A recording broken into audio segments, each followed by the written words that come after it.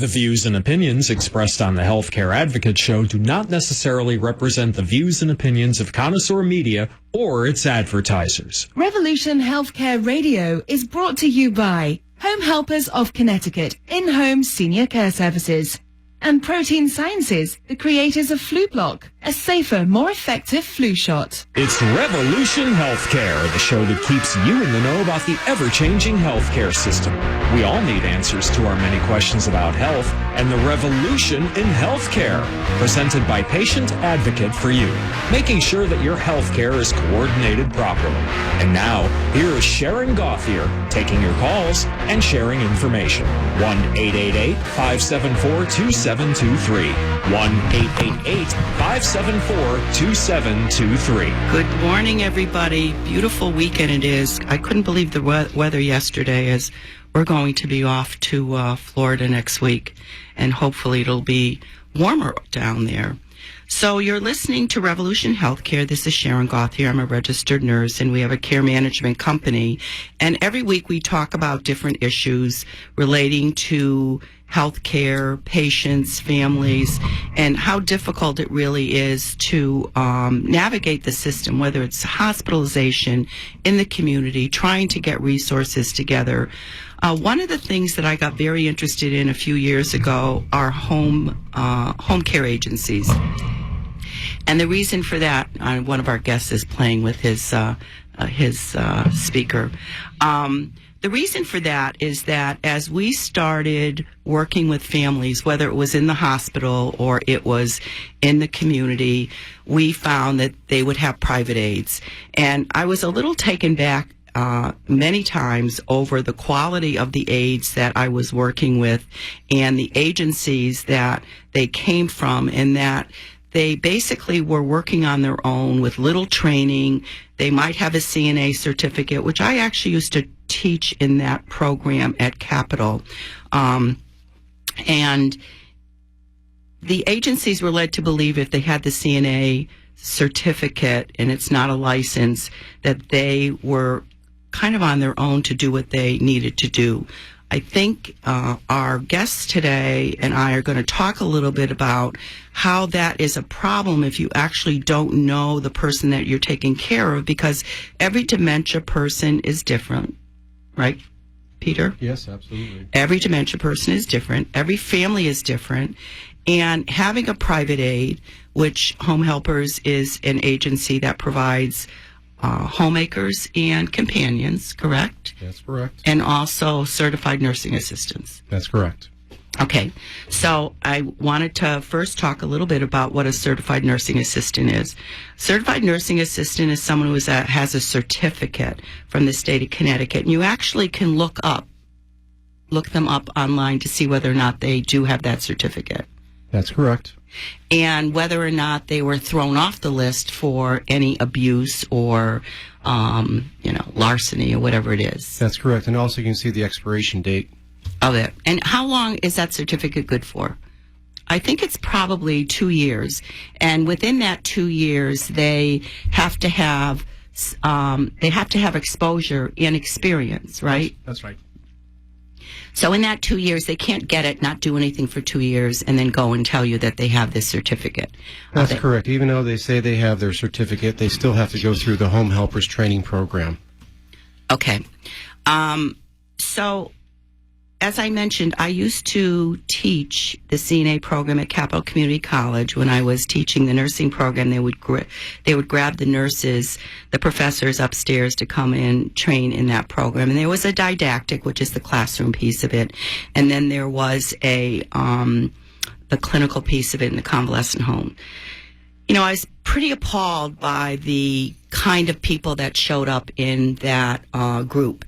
Job Corps has a relationship with them, so the people in Job Corps, which the age ranged anywhere from being 16 to 18 years old and up, would come in, and the Job Corps people would pay for that course.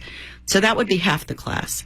The other half of the class would be someone from the community that paid for it themselves. So right away there was tension between these two groups. My class size would start off with maybe 30 or 40, which is a pretty large group to maintain. The second or third time I started teaching it, the class size became 70. And there was this tension between the two groups where the people from Job Corps were looked at as being, someone paid for you to be here. The people from the city that were paying for it felt like they were paying for it, so there was tension. I ended up having fights in the classroom. I would end up with people coming in with shirts on that had swear words on it that I would have to ask and leave and turn the shirts inside out. I would have 16-year-olds in the class that I would be told that I am responsible for them. So if they left the class, I was told I needed to know where they would go. I had to have students arrested for threatening other students. And then have the dean come back and say, we really need to take them back. Because, of course, they have a revenue source from Job Corps coming in to pay them to make these students into certified nursing assistants. My sense is there was nothing else they could do. They were either in trouble, they came from the court system, whatever it may be, and that we had these group of people that I'm looking at as a registered nurse coming from a very admired nursing program upstairs to a group of people ranging from 16 to in their 50s to be a certified nursing assistant. And it was appalling to me. Many of them were sleeping in class. They would take their exams and flunk them, and I was told to give it to them again. And then when they would flunk it again, I was told, well, why don't we just give them the paper itself to circle it? So, I was never called back, actually, just to let you know, to teach in that class because I consistently was the rebel again, saying, what are you doing? Our most vulnerable population, which is what you guys basically have. So the age group that your home health aides and nursing assistants are taking care of is between, 70s and 80s. That's correct, and even older. Right. So now we're asking this population, uneducated population, and I really have a respect for education because I quit high school, got married young, have 2 master's degrees now, so I understand working yourself up. But now I have basically an uneducated group of people who are going to get that certificate. And let me tell you, they will pass regardless. They will make them pass regardless. And the program was 6 weeks, and they were talking about, could we decrease it? Could we make it less time? And I'm looking at them saying, are you kidding me? There isn't even enough time. I then rolled over from the didactic, which is the classroom, and mistakenly went into the clinical. So the clinical is usually at a long-term care facility. You go into the long-term care facility with these students, and you don't know where they are half the time. They're out having a cigarette without telling you. They show up late. They need to leave early because of an emergency. And then we'll have a group of CNAs that are already there, and especially if they're union, who really don't want to work with these students, or the opposite, that they feel like, oh, good, now we have a student here, we don't have to work. So I looked at that as, what kind of experience is that really? With all of them on their telephones. So I only did that clinical once, and then I left the program, very disheartened over the fact that the requirement for the state of Connecticut, which I pulled yesterday for caregivers, or the CNA program, is 100 hours. They need 26 hours of clinical experience. There's 5 areas that they have to cover. Communication and interpersonal skills, which I knew none of them in that classroom had. Residents' rights, which we talked about a lot. Residents' independence, safety, emergency procedures, the Heimlich maneuver, and infection control. So coming from a nursing background and certainly being an instructor in nursing, these were very easy things for me to teach them, but I did not have a teachable group. And so I left there, in the process of starting my business, not understanding that I would at some point have to deal with these same people. And now I'm dealing with them. And 3 or 4 years of this has created a lot of frustration for me, and a wonder of, what is a home care agency? So I know that we reviewed this before, Peter, when you were on. We brought you back on again because we know the rules have changed.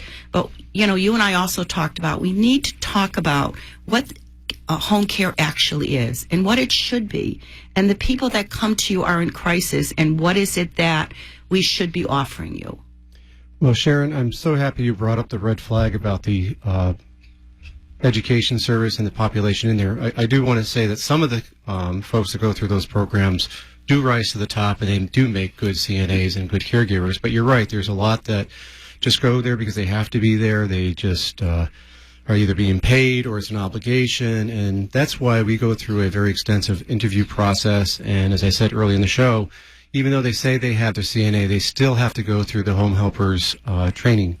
And that starts off with the compassionate caregiving, the infection control. They have to understand HIPAA. We talk about fire safety. One of the first things they do is an evaluation of the home to make sure they know where the exits are, the handrails are sturdy. So it's all part of being immersed into the care of the individual, not just circling letters on a page. And we always approach it like, this is my mom or this is my dad that I'm taking care of, and would I have this person sit there without me watching them 24/7? Can I trust them? So that's really the way we approach it. We do interview a lot of people from these programs, and we look for the cream of the crop. They come into our program, and they must continue 12 hours of training throughout the year to continue into other specialties like Parkinson's, Alzheimer's, memory care, so that they are a little bit more than just someone who's doing an obligation because the state said you had to. So, in talking about training, 12 hours a year is actually more than what the state requires, which is 4 hours a year. So all agencies really should be involved with that kind of training in partnership with the aides. And I do find it admirable with your agency and others, and very few others that I work with, who will actually bring that aide into the home and introduce them to the family so that they know who they're dealing with, but also know what the home environment is. We do have to go to a quick sponsorship, and when we come back, we're going to continue to talk to home helpers and that are in Connecticut. That is one of our sponsors. We connected with them because they're very passionate gentlemen who really believe in what they're doing, and we're going to talk more about training for caregivers. Uh-oh, flu season again. Time to get a flu shot. You now have a choice in flu vaccines. You can ask for Flu Block. It is the healthy individuals that carry and spread the flu. Every year, about 30,000 Americans will die as a result of the complications of influenza. It's one of the reasons why I had an interest in it is that our population, that our service tends to manage our elderly. People were having to get a booster with the flu vaccine. What I liked about Flu Block is that the people last year in our group, the clients of ours that got the Flu Block vaccine, did not get a booster, and they did not get the flu. And the people that didn't get the Flu Block vaccine either got the flu in addition to getting the vaccine, or were told by their physicians that now we had to try to create a process for them to get a second vaccine. The next time you get a flu shot, ask for Flu Block, the pure choice. Because you have a choice in flu vaccines. Home Helpers is a franchise in Connecticut, and what I was impressed with Home Helpers is their passion for what they're doing.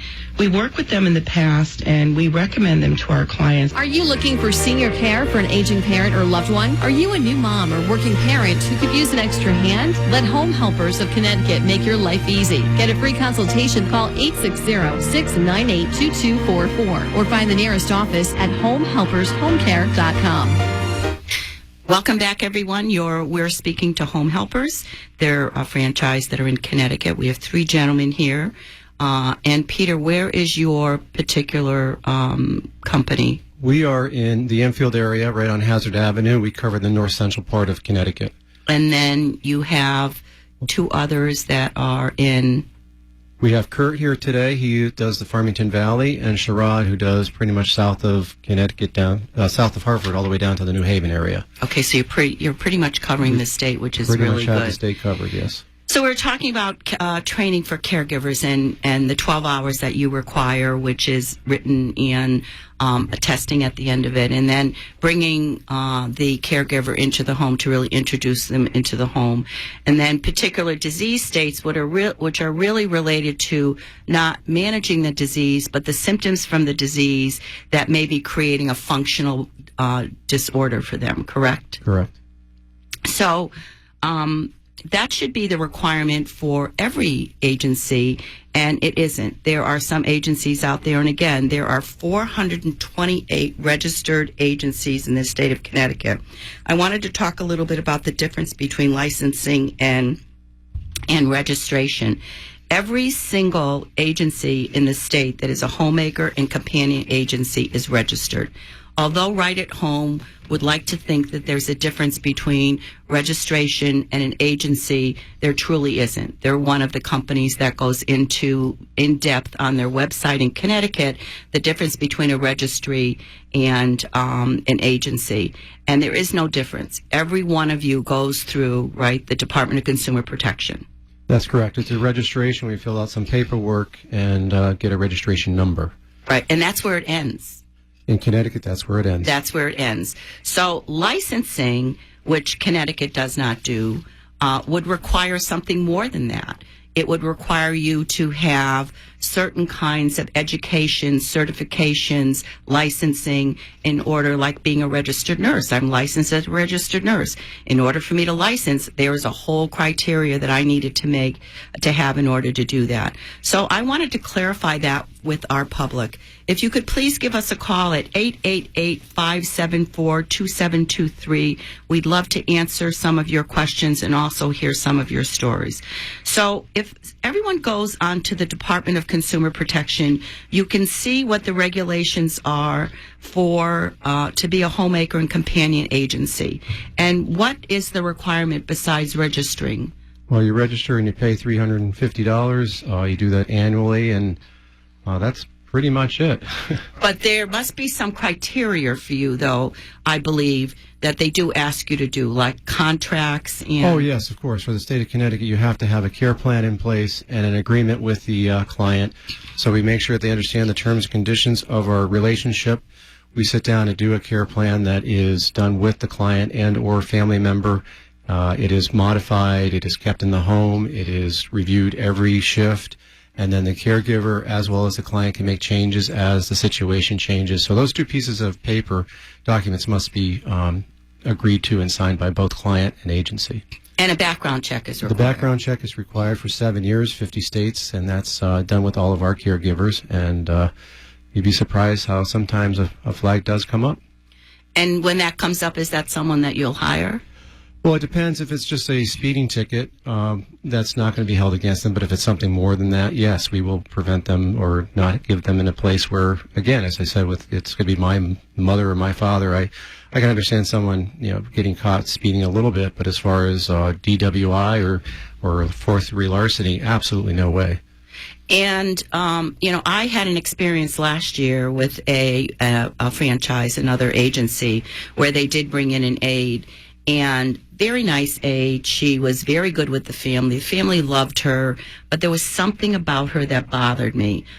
Being an old ER nurse and coming from the inner city, I kind of have this sense about some people who just don't seem to have it together. She was always late, always had an excuse for it. She's very hyper. And then what happened is, we have a policy regarding narcotics. So for clients that we manage, we developed a policy for narcotics. If we're managing their medications, which, even if we're not putting them together, if there's narcotics involved and we're involved, we have a lockbox, we have a sign-out sheet. It's only a registered nurse that delivers them to them, unless it's a pre-poured situation. And funny enough, the lockbox broke. And there were not only medications missing, but some money missing. When I confronted her about it, what she had told me was, I had taken some money out for the woman to have a hot dog at the event they were having. First of all, she probably shouldn't have been having a hot dog, but she's 90 years old, so I'll give her the hot dog. But she took like $20. It doesn't cost $20 for a hot dog. She was going to bring the money back. But then there was more money missing, $160. And I decided to get friendly enough with her to get what her birthday was and went into the Connecticut Judicial Department, which you can look up cases, only to find that this woman had larceny cases as long as my arm and was on probation at that time. So now that put me in a very compromising position because I had a great relationship, as difficult it was with a very intense daughter. And of course, this daughter loved this girl because those people putting them in a category, tend to be your friendly people, your the ones that you tend to love. And now I had to go to the family and say, this is what I found. Now, this was a recommendation I had made. So that was another aha moment, that not only am I managing the aides for this agency, which is another thing we'll talk about, but now I have someone in there who basically wasn't a felon, but she had larceny charges. I have money missing. I have narcotics missing. And it created a problem for us, and we had to fire her. And when we went back to the agency, very nice gentleman that owned the agency, I just said to him, were you aware? And he said, yes, and I wanted to give her a chance. That's not all right with me. I don't want to give someone like that a chance that comes up against me. And that family was very angry at me for a very long time, which is another reason why we have really gotten in deep with relationships, true relationships with agencies like yours, because I want to know that. I want to know what you do. This week we had a crisis with a gentleman and a family in Florida, and it was great to be able to call Kurt, who always answers the phone. Those are the agencies that I work with, and right away he's connecting with the family. So when you talk about your caregivers going to the home, you agree it's really important to know that caregiver, not bring them in because you want to have a chance with them, and continue with them. So I know what you guys do is that you always go back to the community that you're working in. So you bring a new homemaker in, and what is your process for doing that, which I believe should be everyone's process? Correct. As I said earlier, even though they have their CNA, even if they get accepted as one of their home helpers, caregivers, we do the background check. And as to your point, an ounce of prevention is worth a pound of cure. Right. You don't want to introduce somebody who may be very charismatic to a client that may have a record. Let's not even go there, and then you have to sever that agreement or that arrangement. So we go through that extensive background checking. To your point that we do cover with we're bonded. We have liability insurance, workers' compensation, and that way there, if you have a caregiver from us, you know that if that $20 is missing, we're going to investigate it pretty much, and that is going to be prevented to the extreme. And also, as far as caregivers, because we are home helpers, you mentioned that there's no licensing, but to have the franchise, the brand Home Helpers means something, because we have to follow strict standards from corporate, that we are doing the background checks, that we are training, that we are supervising, that we do have the continuous compliance. We have quality manuals. We have our HIPAA process that we do. We do harassment training. And we get audited. So you teach people to harass people. That seems to be natural. Yeah, that's an interesting point. I just want to give our phone number again, 888-574-2723. If you can please call in with your questions or comments.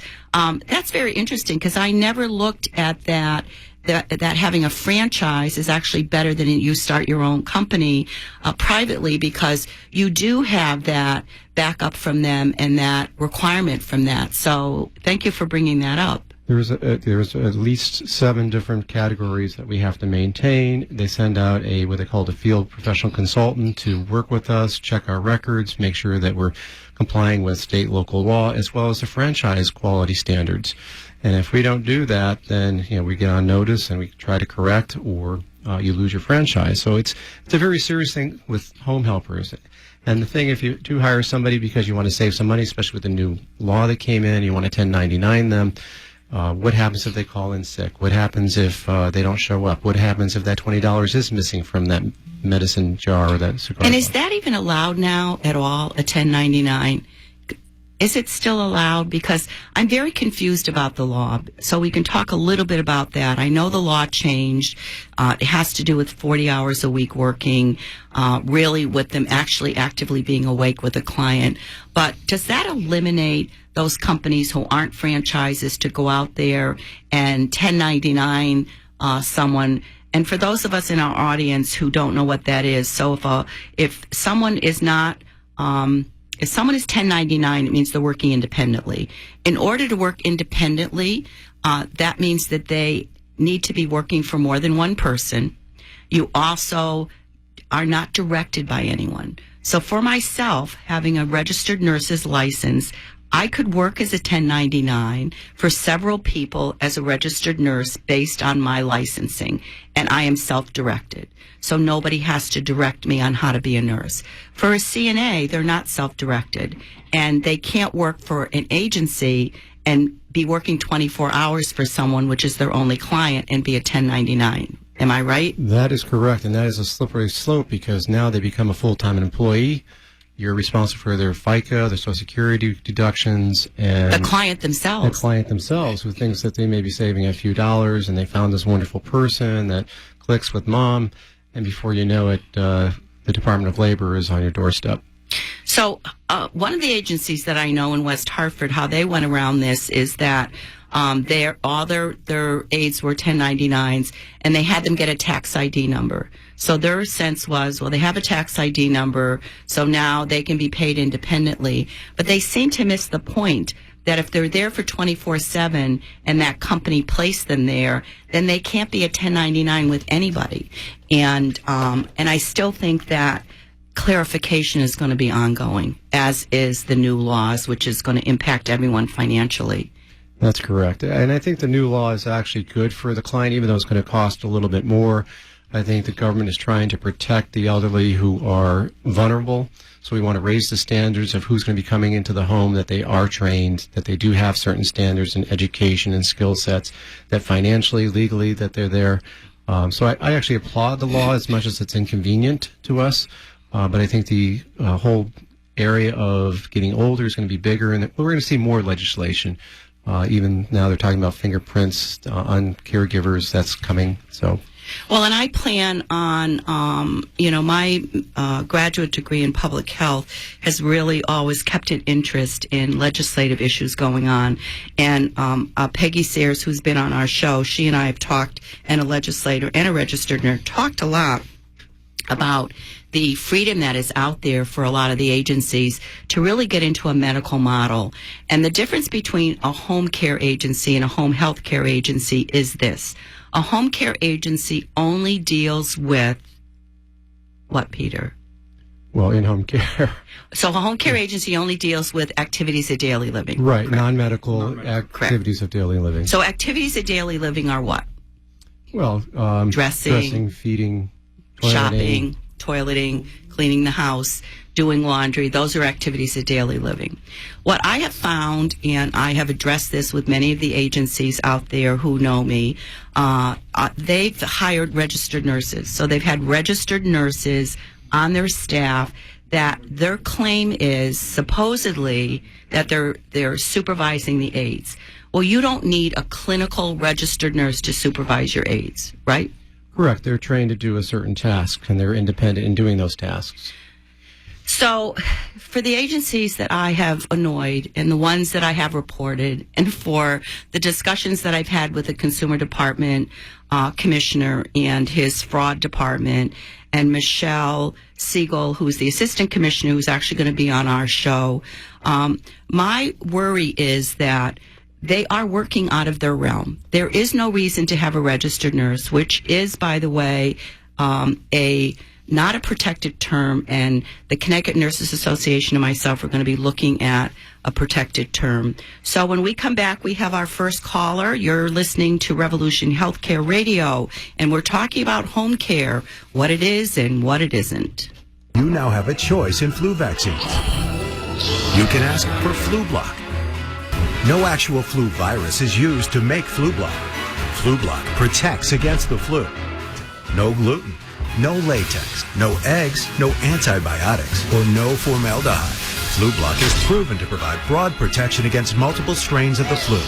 The next time you get a flu shot, ask for FluBlock, the pure choice, because you have a choice in flu vaccines. Home Helpers is a franchise in Connecticut, and what I was impressed with Home Helpers is their passion for what they're doing. We worked with them in the past, and we recommend them to our clients. Are you looking for senior care for an aging parent or loved one? Are you a new mom or working parent who could use an extra hand? Let Home Helpers of Connecticut make your life easy. Get a free consultation. Call 860-698-2244 or find the nearest office at homehelpershomecare.com. Welcome back to Revolution Healthcare Radio. You're listening to Sharon Gauthier I am a registered nurse, and we own a company called Patient Advocate for You. We have home helpers here. That's one of our sponsors, talking about caregiving. We also have our first phone call. Christian, who is that? Hang on. Leanne. Hi, Leanne. It's Sharon. How are you? Hi. How are you, Sharon? I'm very good, thank you. I enjoy your show. I have a question regarding if a family chooses to hire an aide privately rather than going with a company that provides that service. What is their responsibilities insurance-wise, liability-wise? Say, for example, the person does steal something from their home, or are they allowed legally to give medications to a patient?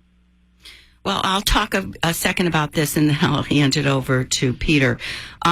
Their responsibility is really related to paying for them through an accounting service. So they are responsible and liable for Social Security, taxes, and they really should be talking to their accountant or an accountant that will do that for them.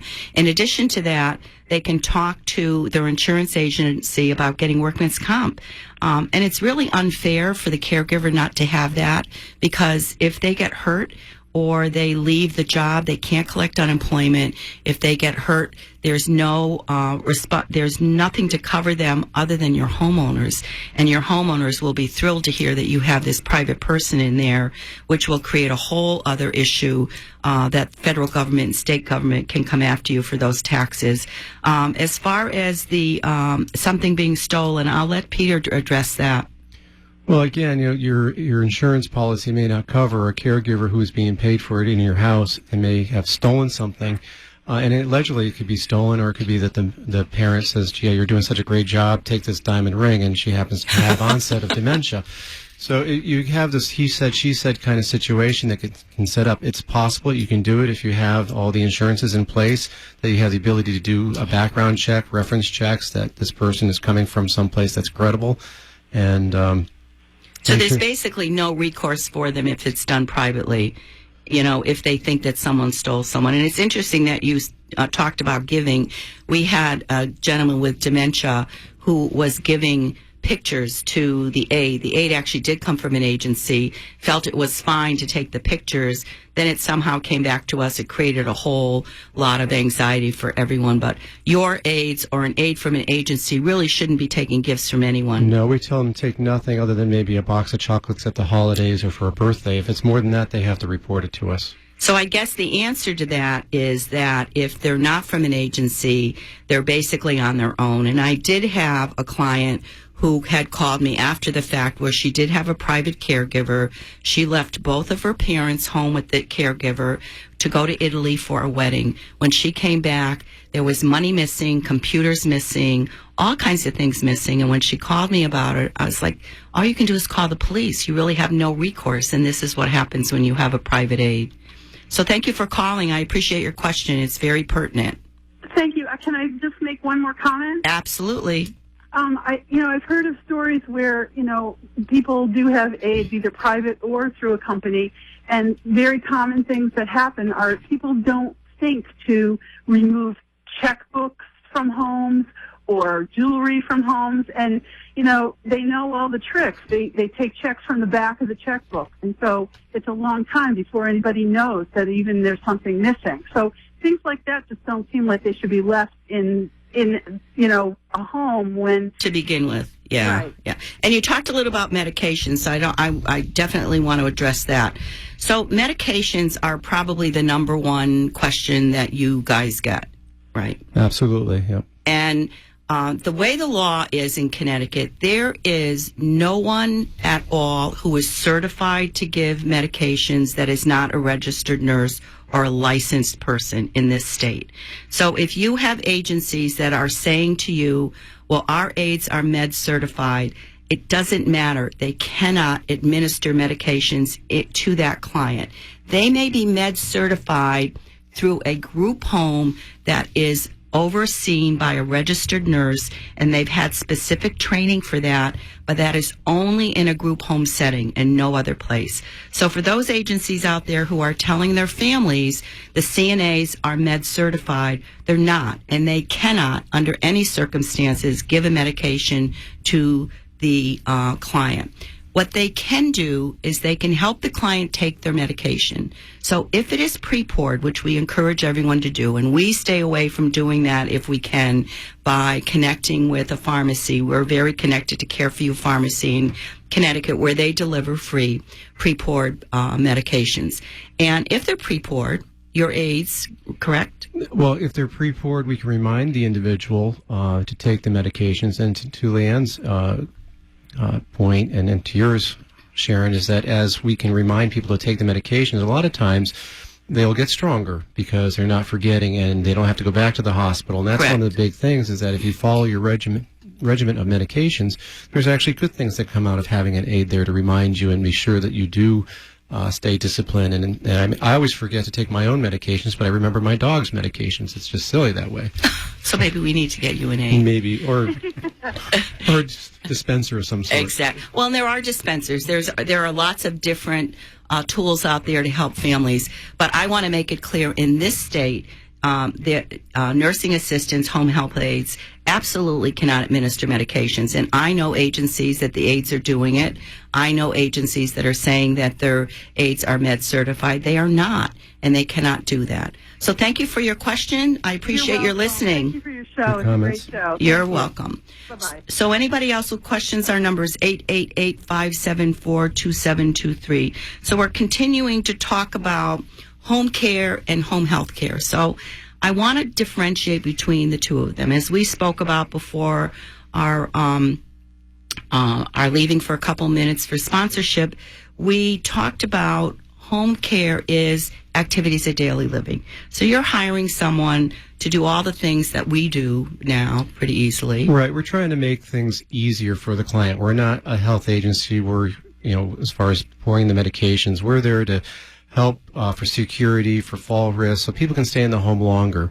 And one of the things that happens with caregiving is that family caregivers is 90% of what happens here.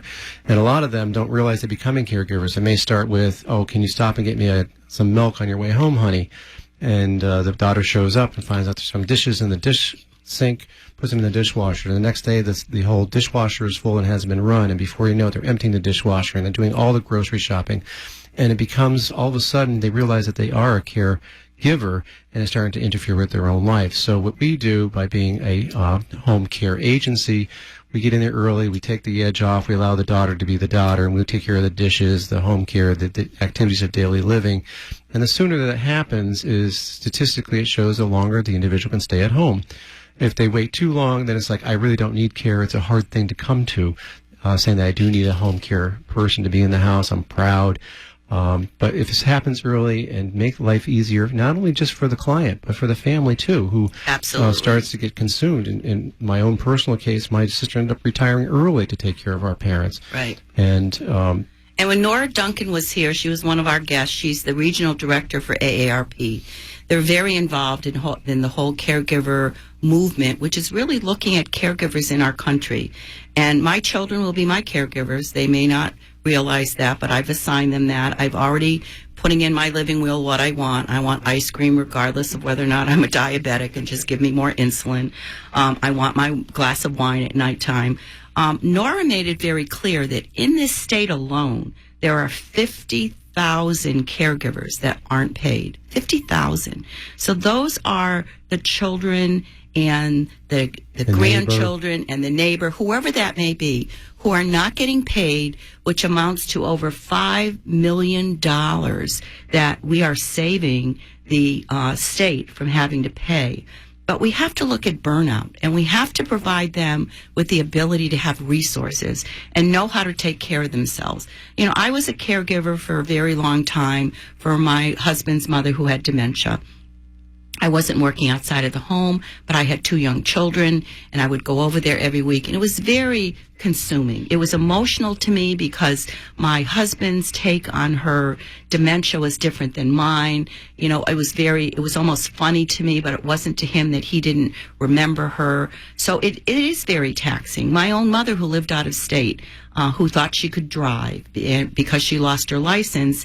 And, I would get calls all the time from the police that stopped her saying she doesn't have a license. Why is she driving? And I would say, well, I'm in Connecticut. I'm not sure what you want me to do. And I finally just said to my mother, why don't you just get arrested? Because if you go to jail, quite frankly, you'll have caregivers forever and really good insurance. But it was very frustrating living out of state, especially. And, we finally ended up moving them to assisted living. We couldn't get caregivers that my mother didn't fire. We couldn't get her to stop driving. These are all very frustrating items that families have to deal with. And I think looking at hiring someone is a huge decision. And when do they hire someone? When they're in a crisis. Well, exactly. And then, they just say, well, it's stressful. It's a little bit of stress. I can deal with it. But that stress starts to build up. You can't just ignore it. And eventually you may do something with your loved one that you may regret. And this is where the breaking points are. But if you have someone coming in for respite, give you the break and be the daughter, be the son, and let us do the heavy lifting, then the relationship between the family and the caregiver is much better, much more healthier, and you don't have that stress. And even, we have had situations where, neglect sets in because it just becomes too much and you're trying to do too much on your own. By having us come in, it just makes everything easier. Well, and I think when you're emotionally involved, I recognize, even though I'm a registered nurse, I'm very professional, this was my business, I was emotionally involved with my mother, and I would get into screaming matches with her, and I'm thinking to myself, why am I doing this? This is my mother. But I was doing it because it was my mother, and I wanted her to comply. That's all I wanted. She gave birth to a very non-compliant daughter, and now I know where that came from. I just wanted her to agree with me. We have another caller. We have Dot from Wethersfield. Dot, how are you? And welcome to our show. Hi. I'm Dot, and I'm from Wethersfield, and I'm elderly, and I have no relatives, and I have a couple of questions for you. I'm okay, but I have a friend who had visiting nurses. Is there a connection in any way between having one of your caregivers or this gentleman's caregiver? I came in late in the show, so I don't even know the name of the company. Well, the company that we have right now are home helpers. So you're asking, is there a difference between the VNA? Well, I'm asking if you had a home helper, do you still get VNA to come in and do some of the things that they do? Absolutely. So let me tell you a little bit about the VNA. The VNA is basically organizations that are nonprofit. I don't know if there are any for-profit ones. There may be some. There are a lot of them that are connected to hospitals. So they're really based around a crisis or a need. So let's say someone falls, they go to the hospital, they're coming home, and you will automatically, more than likely, be connected to a VNA, which is a nursing organization that provides physical therapy, occupational therapy, social services, and a home health aide for you. It is all paid under Medicare, but it's very short term. So they're staying in only until that person gets back to whatever their baseline is. So it doesn't mean that that person still doesn't need help with their activities of daily living from an aide, but the aide, the homemaker or the home health aide or CNA, whatever they may have that they offer under Medicare, is very difficult to get. It's a population that is hard to get a handle on, having worked in a VNA, and the continuity won't be there. So let's say they say to you, you'll get an aide 3 times a week. The only thing that aide will do will be bathing you. That's it. They're not going to do laundry. They're not going to do errands. They may do a little cooking. I'm not sure of that. But they will be very clear to you that aide will come to that person paid for under Medicare to your home maybe 2 to 3 times a week. The chances of you getting the same person is going to be very slim. Ooh. Okay, so, and that's a problem because you're taking your clothes off for someone in the bathroom. Right. So do you want to do that with 2 or 3 different people? I know I wouldn't. So that's the difference of what they offer. And they have all the other offerings that you don't get from a homemaker and companions agency, and that you get all of those skilled needs. So you get physical therapy, you get the nurse that comes out, they'll manage your medications for a short period of time. But I don't know what the average length of time that they would be with you, but I would probably say anywhere between 3 to 5 weeks, and then they're gone. And then that's when you would need to look at, do you really need to hire privately? A private agency you are privately paying for, and they are working for you. So then you have the ability to dictate somewhat who you want, when you want them, how you want them, and what they do in your home. The expansion of what they do for you is much more than just bathing you. So they will come in according to the time frame that you want them there. Most of them have minimal hours per day that you hire them, which is 2, I believe. So they'll come in and they'll do the shopping. They'll bring you to a doctor's appointment. They'll do the cooking for you. They will clean your house in addition to doing your personal care, and you will get the same person. And if it's a 24-hour or lengthy time, you'll probably get 2 people. But there'll be 2 people that you get to know, and it's your choice. Right. I understand now. I've known some nightmares with some people that I know. I mean, one woman was in the hospital. She came back, and all her antiques, her little statuettes and everything were gone. Oh, gosh. And so was the aid. And where was the aid from? I don't know. I don't know the name of the agency. Oh, no, I just mean, was it a private agency, or was it? Apparently, it was a private agency. Yeah. And that's when I heard something about you have your people are bonded and so forth. Does the person, well, I'll use myself as an example. I am still physically able to do just about everything. I do have a heart condition. But, you have to look ahead. Correct. And would I have a choice? I mean, would I see more than one person to interview so that I could make a choice of my own of who would be the aid? Yeah, I will let Peter answer that for you, Dot. Yes, Dot. When we have an initial assessment where we'll talk about the things that you need, we have what we call a meet and greet, where you can actually interview, and we've had this happen with various aides, so you can kind of feel that connection that you're going to feel comfortable with. And if it happens that it's not what you thought it was after, and I'll call you after the first shift to make sure that it was what you expect, and we keep, in contact, you can make a change. You always have the right to make a change and have another meet and greet. To Sharon's point, we usually, we train at least 2 people, because there may be a call out, they may have a cold, or they may have some trouble with their car. So it's usually 2 people that know your likes, your dislikes. They've been to the house, they know where the linens are, they know what kind of soaps you like to use, these kinds of things, because you're in control, you're independent, you're telling us exactly how you want your house to be sorted, and the meet and greet is a good way to get you comfortable with the caregiver. And you may be looking for a friend, or you may be looking for someone that's just going to be doing the heavy lifting with the linen and doing the beds and that kind of stuff. Right. Can you give me a telephone number that I can call to contact your agency? You know what, Dot? When we're done, I'm going to have Christian take your number, and I will have Kurt give you a ring, and then you'll be able to have a conversation with him. They'll be able to send you information, and then you'll have that. And I have to applaud you for being proactive. I'm sure you understand that probably a lot of your friends, that isn't necessarily what they do.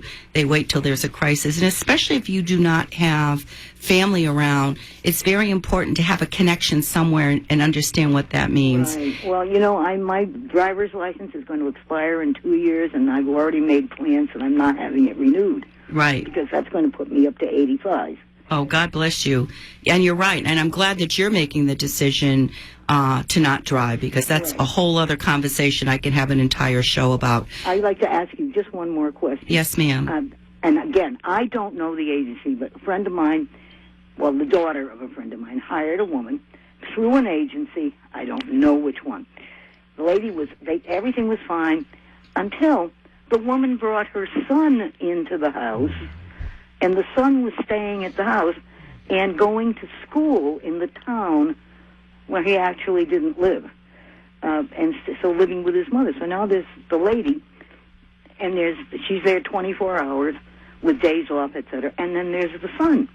Yeah, that should never, ever, ever happen. That's just appalling. Yeah, it is appalling.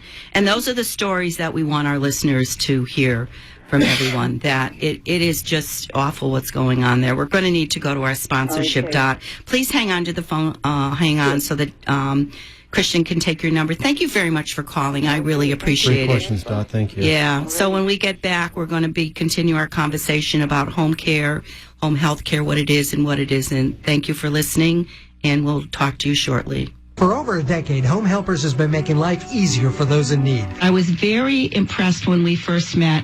So why don't you tell me a little bit about the reasons why you actually got into this? For me, it's personal.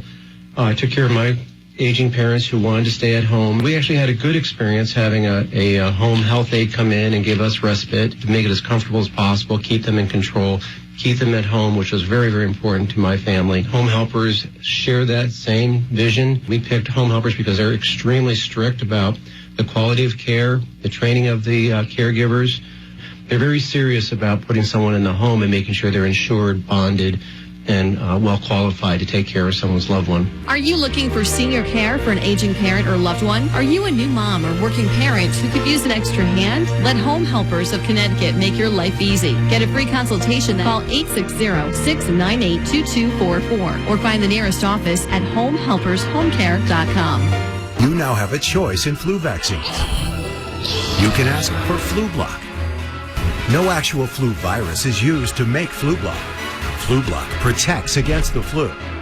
No gluten, no latex, no eggs, no antibiotics, or no formaldehyde. Flublok is proven to provide broad protection against multiple strains of the flu. The next time you get a flu shot, ask for Flublok, the pure choice, because you have a choice in flu vaccines. Welcome back, everybody. You're listening to Revolution Healthcare Radio. We have Home Helpers here today, one of our great sponsors, and talking about home care, what it is and what it isn't. We've gotten a couple of really good questions. We spoke to Dot. Thank you for listening, Dot, and for being proactive.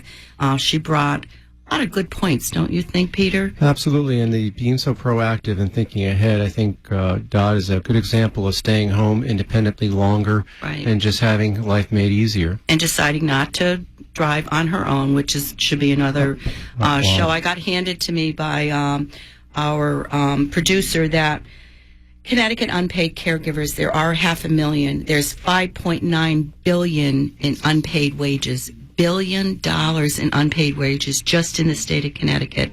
That is 427 million hours that are given by families caring for their loved ones, and they're going to burn out, and they're going to need to know what a good agency is. I believe we have another call coming in that we're going to take. And who is that, Christian? Oh, never mind. We were just getting Dot's phone number to get back to her. So I wanted to talk, we talked a little bit about what the VNA is, which is home health care. And again, I and everyone who knows me, and I have no investment in this, in that I don't do CNAs, I don't do home health aides. It's a group of people that I really don't want to get into managing, but I do work with them all the time. And I want people to understand that if you go to an agency called Nurse Next Door, which is a franchised agency from Canada, they are not nurses. And we are going to work very hard in the legislature this year to get that changed. And the term nurse is a protected term. A registered nurse isn't, which we're going to look at, or it might be vice versa. And I'm going to talk to the legislators about the fact that I do think we need regulation. Is that something that you would enjoy hearing or not enjoy hearing? Because I have a feeling that the agencies that aren't doing it right would probably be very upset over the fact that there would be regulations, which there are no regulations now at all. It's a free-for-all out there. Well, we applaud anything that raises the bar to make the quality standards better and make the client base better educated, so when they're making a choice for caregiving or health caregiving in the home, they know the difference and they make the informed choice. And I agree. And I think the agencies that do it right, which I only work with those agencies, are very frustrated by the agencies that are out there claiming to do what they shouldn't be doing. And there are multiple websites that you can go to when you put in home care in Connecticut. And it just sickens me when I see, and there were 2 agencies that I reported this week that have said that they provide nursing services. And there are no nursing services in a home care agency who has a registration number through the Consumer Protection Department.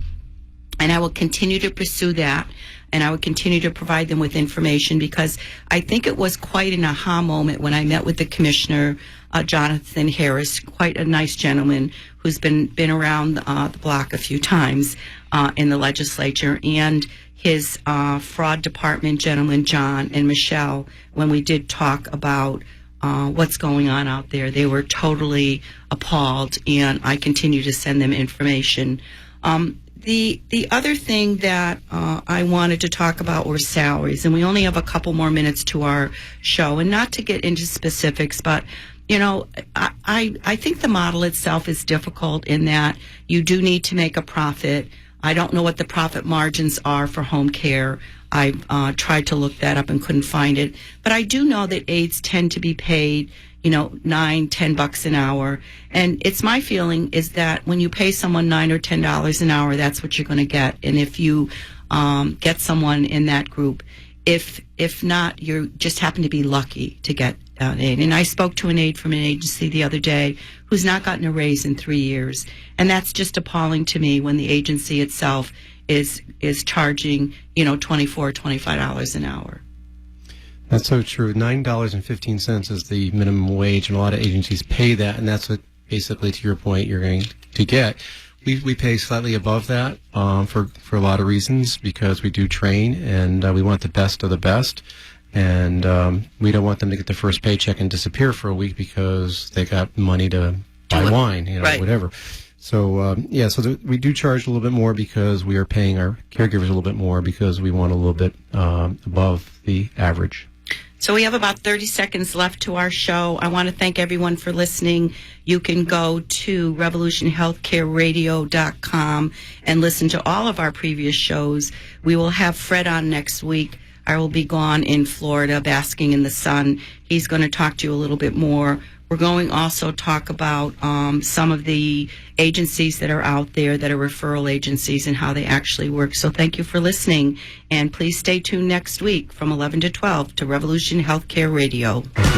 Coming soon, the Revolution Healthcare Podcast. The people who never talk and the stories that don't exist. The podcast is a more intimate, in-depth examination of the personal challenges caused by healthcare. The focus is on the human aspect of healthcare, from patients and families to doctors and nurses. They all have a story that needs to be heard. The Revolution Healthcare Podcast is available early January 2016. Thank you for listening to Revolution Healthcare Radio. Want to learn more about the show? Visit revolutionhealthcareradio.com. You can also access old shows, learn more about our guests, and contact us with your questions. Revolution Healthcare Radio, brought to you by Home Helpers of Connecticut and Protein Sciences, the creators of FluBlock.